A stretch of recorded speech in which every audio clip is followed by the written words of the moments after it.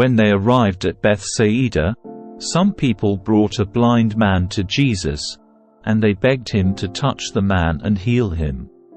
Jesus took the blind man by the hand and led him out of the village. Then, spitting on the man's eyes, he laid his hands on him and asked, "Can you see anything now?" The man looked around. "Yes," he said, "I see people, but I can't see them very clearly. They look like trees walking around." Then Jesus placed his hands on the man's eyes again, and his eyes were opened. His sight was completely restored, and he could see everything clearly. Jesus sent him away, saying, "Don't go back into the village on your way home."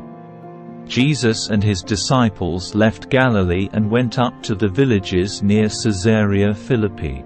As they were walking along, he asked them, "Who do people say I am?" "Well," they replied, "some say John the Baptist, some say Elijah, and others say you are one of the other prophets." Then he asked them, "But who do you say I am?" Peter replied, "You are the Messiah." But Jesus warned them not to tell anyone about him. Then Jesus began to tell them that the Son of Man must suffer many terrible things and be rejected by the elders, the leading priests, and the teachers of religious law. He would be killed, but 3 days later he would rise from the dead.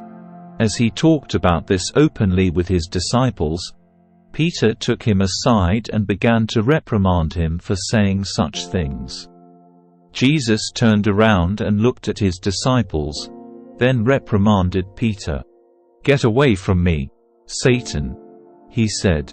"You are seeing things merely from a human point of view, not from God's." Then, calling the crowd to join his disciples, he said, "If any of you wants to be my follower, you must give up your own way, take up your cross, and follow me. If you try to hang on to your life, you will lose it. But if you give up your life for my sake and for the sake of the good news, you will save it. And what do you benefit if you gain the whole world but lose your own soul?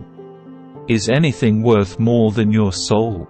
If anyone is ashamed of me and my message in these adulterous and sinful days, the Son of Man will be ashamed of that person when he returns in the glory of his Father with the holy angels."